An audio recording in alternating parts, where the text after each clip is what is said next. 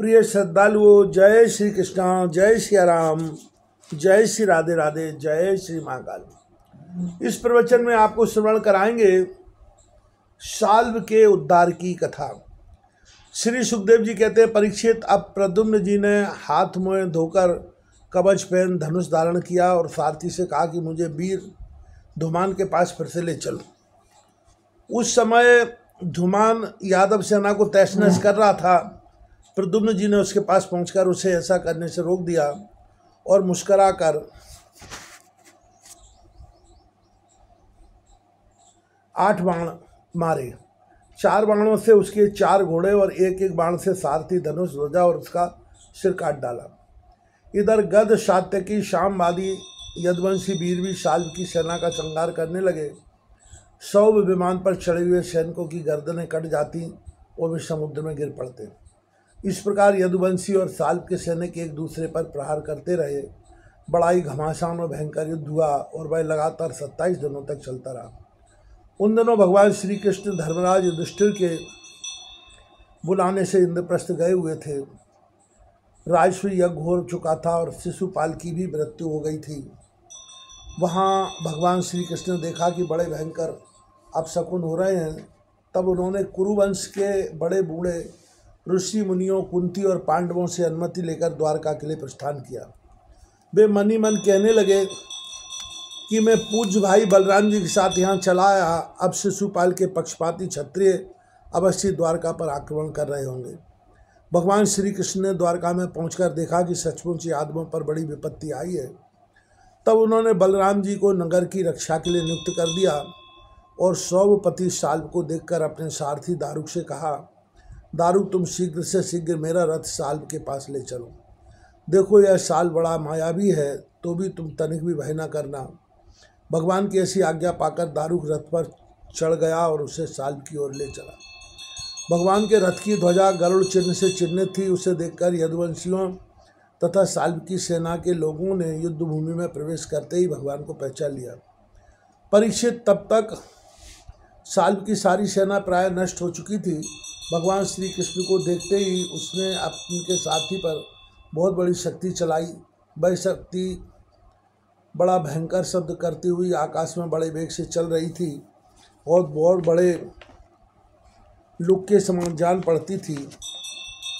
उसके प्रकाश से दिशाएं चमक उठी थी। उसे सारथी की ओर आते देख भगवान श्री कृष्ण ने अपने बाणों से उसके सैकड़ों टुकड़े कर दिए। इसके बाद उन्होंने साल्व को 16 बाण मारे और उसके विमान को भी, जो आकाश में घूम रहा था, असंख्य बाणों से चल्ली कर दिया। ठीक वैसे ही जैसे सूर्य अपनी किरणों से आकाश को भर देता है।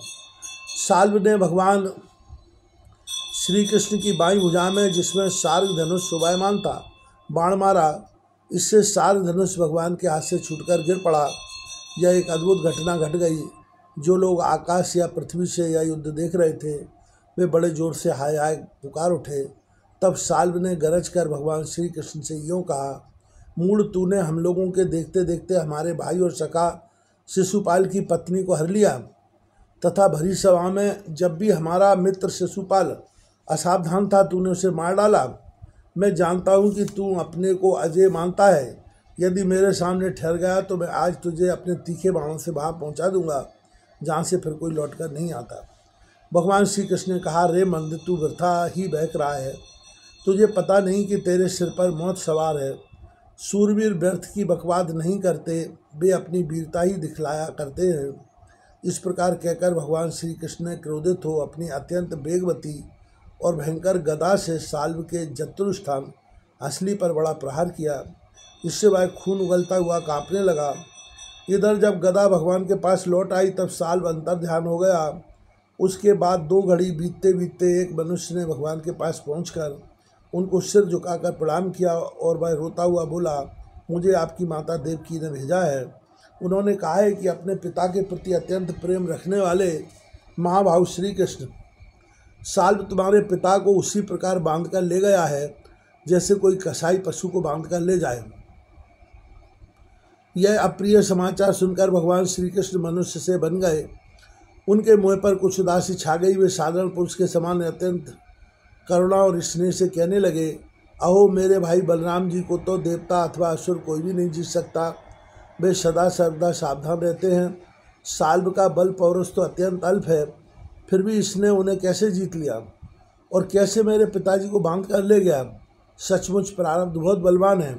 भगवान श्री कृष्ण इस प्रकार कह ही रहे थे कि साल्व वसुदेव जी के समान एक माया रचित मनुष्य लेकर वहां आ पहुंचा और श्री कृष्ण से कहने लगा, मूर्ख देख, यही तुझे पैदा करने वाला तेरा बाप है जिसके लिए तू जी रहा है। तेरे देखते देखते मैं इसका काम तमाम करता हूँ। कुछ बल पौरुष हो तो इससे बचा। मायावी साल्व ने इस प्रकार भगवान को फटकार कर माया रचित वसुदेव का सिर तलवार से काट लिया और उसे लेकर अपने आकाशस्थ विमान पर जा बैठा। परीक्षित, भगवान श्री कृष्ण स्वयं सिद्ध ज्ञान स्वरूप और महानुभाव है।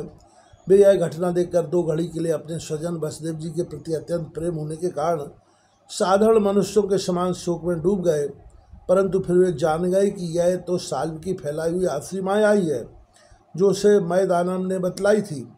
भगवान श्री कृष्ण ने युद्धभूमि में सचेत होकर देखा, ना माँ दूत है और ना पिता का वह शरीर, जैसे स्वप्न में एक दृश्य देखकर लुप्त हो गया हो। इधर देखा तो साल्व विमान पर चढ़कर आकाश में विचर रहा है। तब वे उसका वध करने के लिए उद्यत हो गए। प्रिय परीक्षित, इस प्रकार की बात पूर्वा पर का विचार न करने वाले कोई ऋषि कहते हैं। अवश्य वे इस बात को भूल जाते हैं कि कृष्ण के संबंध में ऐसा कहना उन्हीं के वचनों के विपरीत है। कहाँ अज्ञानियों में रहने वाले शोक, मोह, स्नेह और भय तथा कहाँ वे परिपूर्ण भगवान श्री कृष्ण जिनका ज्ञान, विज्ञान और ऐश्वर्य अखंडित है, एक रस है। भला उनमें वैसे भावों की संभावना ही कहाँ है। बड़े बड़े ऋषि मुनि भगवान श्री कृष्ण के चरण कमलों की सेवा करके आत्मविद्या का भली भांति संपादन करते हैं और उसके द्वारा शरीर आदि में आत्मबुद्धि रूप अनादि अज्ञान को मिटा डालते हैं तथा आत्म संबंधी अनंत ऐश्वर्य प्राप्त करते हैं। उन संतों के परम गति स्वरूप भगवान श्री कृष्ण में भला मोह कैसे हो सकता है। अब साल्व भगवान श्री कृष्ण पर बड़े उत्साह और वेग से शस्त्रों की वर्षा करने लगा था। अमोघ शक्ति भगवान श्री कृष्ण ने भी अपने बाणों से साल्व को घायल कर दिया और उसके कवच, धनुष तथा सिर की मणि को छिन्न भिन्न कर दिया।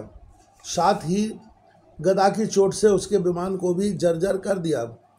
परीक्षित, भगवान श्री कृष्ण के हाथों से चलाई हुई गदा से वह विमान चूर चूर होकर समुद्र में गिर पड़ा। गिरने से पहले ही साल्व हाथ में गदा लेकर धरती पर कूद पड़ा और असावधान होकर बड़े वेग से भगवान श्री कृष्ण की ओर झपटा। साल्व को आक्रमण करते देख उन्होंने भाले से गदा के साथ उसका हाथ काट गिराया। फिर उसे मार डालने के लिए उन्होंने प्रलयकालीन सूर्य के समान तेजस्वी और अत्यंत अद्भुत सुदर्शन चक्र धारण कर लिया। उस समय उनकी ऐसी शोभा हो रही थी मानो सूर्य के साथ उदयाचल शोभायमान हो।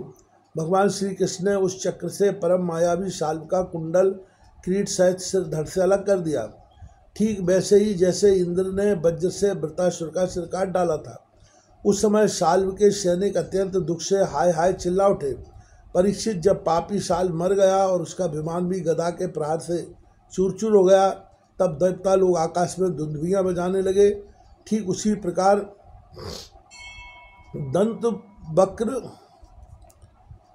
दंतवक्त्र अपने मित्र शिशुपाल आदि का बदला लेने के लिए अत्यंत क्रोधित होकर आ पहुंचा।